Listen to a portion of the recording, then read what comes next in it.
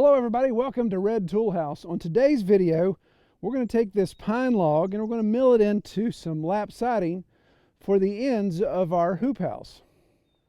So Kelly and the boys are all three a little under the weather right now. So it's also, February the 3rd, I believe, and it is about 65 degrees right now. In fact, I'm going to have to lose a layer here when I get the mill fired up. So with them being sick and it being beautiful weather, guess where Troy's going to be spending most of the day? That's right, away from the sick people, outside into the sun. I'll check on them every once in a while, make sure they're okay. Actually, they're just, they're not bad. They're just not feeling the greatest right now. Okay, getting back on plan. So if you've watched the channel at all, you know that we're working on a hoop house, kind of a mashup between a hoop house and a sawmill structure, chicken area. It's become just a real interesting collection of things. But the ends, I want to close in the ends, each end of the hoop house. I want to close those in up to 5 feet with some solid material. I want to just protect that. The way those ends are both west and east facing, so it's not really going to reduce a lot of sunlight there. So we want to close that in, make it a little bit more secure, because we are going to house chickens in there during the winter time. So when you think of lap siding, you think of obviously very thin, wide boards that have a cut of an angle, so one side is thicker than the other. And quite frankly, I was never 100% sure why that was the case. Why was one end thicker than the other? And just did some quick research. It looks like the answer is it just allows you to maximize more out of your cant. If you got a square cant and you're taking an angle and you're tipping that back and forth, you're actually able to get a little bit more wood out of each cant, so it maximizes the production of your log. If there's other reasons that you guys are aware of, please comment below and we'll add that to our discussion. Obviously in the situation with the sawmill, I don't have a jig. Norwood, Wood-Mizer, all those guys make jigs where you can lift up your cant and be able to cut those angles. But you could obviously make some wedges, you can make some props, you just be taking those in and out each time. Quite frankly, I don't think I'm going to mess with that. I've got a lot of pine that needs to be milled, and if I'm going to go through all that work to twist and lift, just to get maybe 1 or 2 more boards out of a cant, I'm going to go ahead and just straight cut these, so save on time, get as much banged out as possible. It's my understanding the typical thickness is around 5/8 to a 1/2 inch. I think we're going to mill right at a 1/2 inch, and we are going to put up green, so there will be some shrinkage there, obviously. And again, since it's just going to be the siding of a hoop house and not, what I consider house siding or anything like that, then we don't necessarily have to go with the industry standard and go a little bit thinner there. So I've got this one log here. I need 8-foot long material. In fact, everything on the sides that I'm doing of the hoop house are between 7 and 7.5 feet, so an 8-foot will give me plenty of waste. So I think I've got 16 in this log. We'll find out. Okay, so from the butt end of the log, we have a total of, hey, looky there. We've got about 17.5 feet. So I'm just going to pick the halfway point on that, and we'll just have a lot of extra there to play with. And since some dummy can never cut a log straight through when he's in the woods, there's some taper on either end, so we'll take that into place. So 17.5, use my high school math there. That's 8 3/4. Use our handy dandy little leaf marker there. That's a very accurate measurement that we use.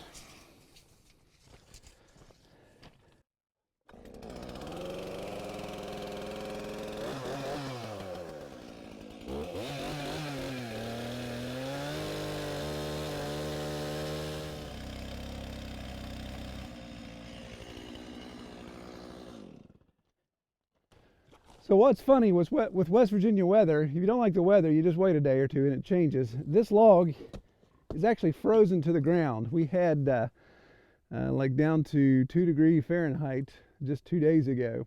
So this log is frozen. So we're gonna get the tractor and knock it loose.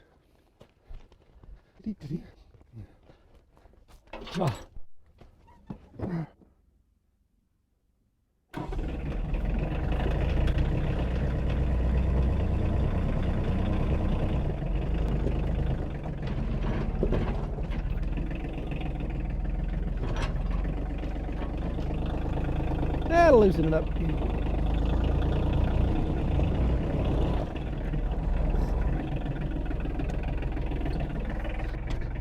This is where having some help comes in handy.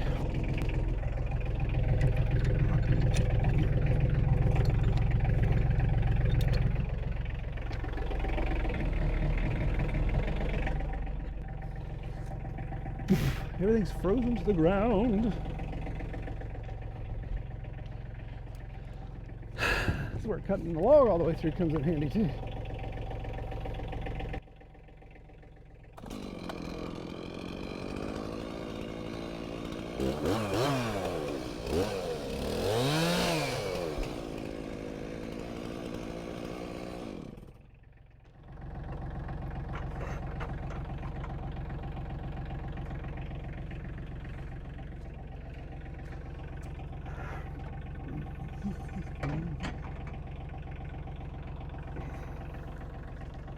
My cable is going to be an issue today.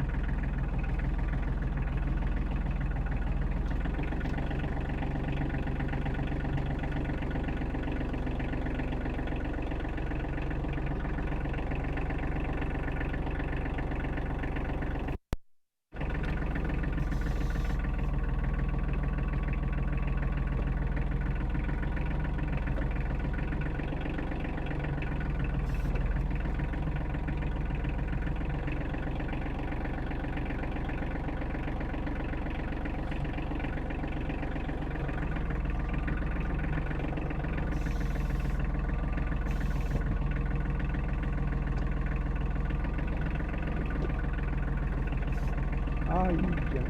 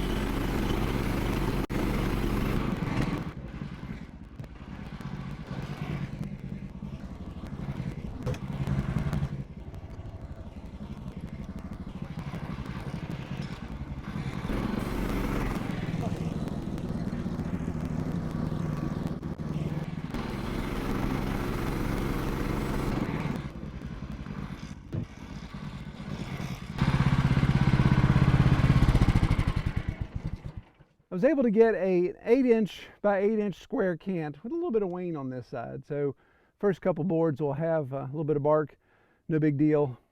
We'll just keep ripping there.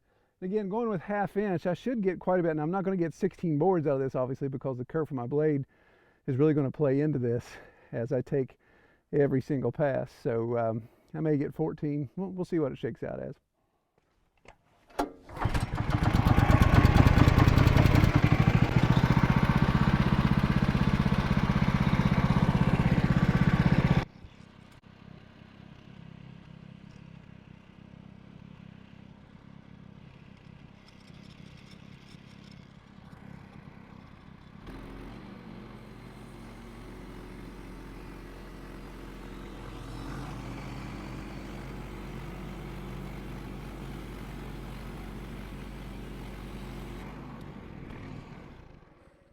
Okay, so I finished the first log, and just because I didn't want to get too close to the bunk, I left a 1-inch board there, so I got a 1x8 pine left.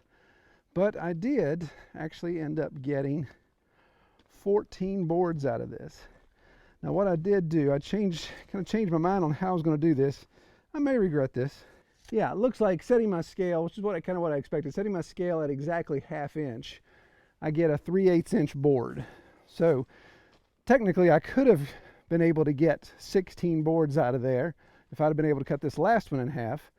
I got 14 over there on the stack, but I was using my scale and literally setting it at every 1/2 inch. So you see that red line there. So my last cut was 1 inch. So before I did 1.5 too. So what that does, of course, is it's setting the thickness, but it's not taking into consideration the curve. So that's why a 1/2 inch scale gives me a 3/8 inch board, because of the 1/8 inch of kerf that I have. So we'll see. A 3/8 inch board may be a little too thin, especially if I put it up green. It will most likely contract and may split where I nail, but we'll see. I promise to do an update, so that way if you guys are thinking about doing the same, you can learn from my mistakes or my successes there. I decided to go first person shooter mode because it is so bright and so warm today that I've taken my shirt off to get some vitamin D and some sun, and ain't nobody in the world needs to see that. So I don't want a mass exodus of unsubscribes. I always tell my Trinidad friend I make Casper the ghost look Trinidadian, so he always gets a kick out of that. So all right, so we're going to put the next log on there and see if we can get more. Well, obviously we can get more, but see how much more we can get. Let's try it that way.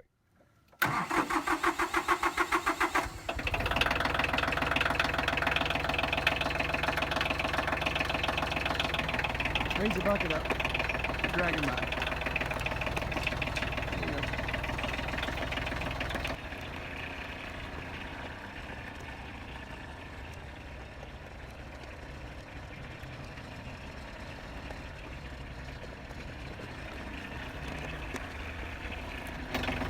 Go further up. Keep going, keep going. Further up. Yeah, further, yeah. All right, there. Now raise the bucket. Raise the bucket while you dump it.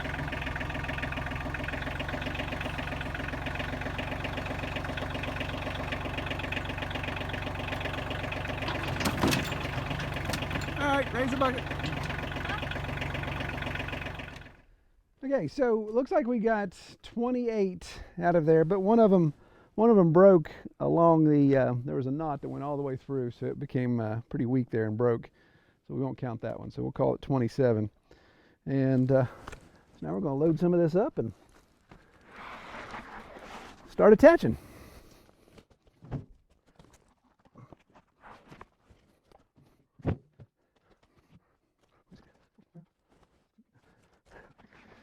Glad to see you're feeling better today, Kellen. Thanks for coming out and helping. All right, so so our lap siding we're doing here, buddy, we're gonna figure out how much of an overlap we want. We want to cover up our nail. We know our board is 8 inches wide, so if I said, well, I want to cover up 1 inch, then that would actually cover up my nail. The more overlap we have, the more boards it's going to take to finish this side, right? the less overlap we have, the more chance we have of our nails being exposed, or when it shrinks, that becoming a crack that light and air can get through. So I think I'm going to go with 1 inch. So what we can do now, we know our board is 8 inches wide. We can say, well, we're going to we want 1 inch to be overlapped, so that leaves 7 inches above. So what you can do is come through and we could mark 7 inches all the way across. And really the only thing you really need to do is measure 7 inches on both ends and get those two lined up. But we can actually take that and keep going with it, right? So we should be able to, if we do this right, we should be able to go 7 plus 7 plus 7. So in essence, we could go up to 14, 21, 28, 35, 42. Let's do the same thing on this side. Obviously, we don't have our nailers here. So 7, 14, 21. All right, so get on that end and pick up that board. And you want that top of the board to touch that line. You know what I'm saying? Yep. So you got it? Yep. Okay. So I'm going to put one nail in. I'm going to come put the nail in on your side.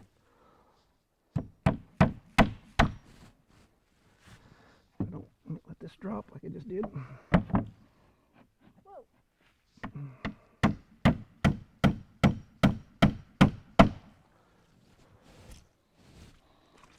Okay.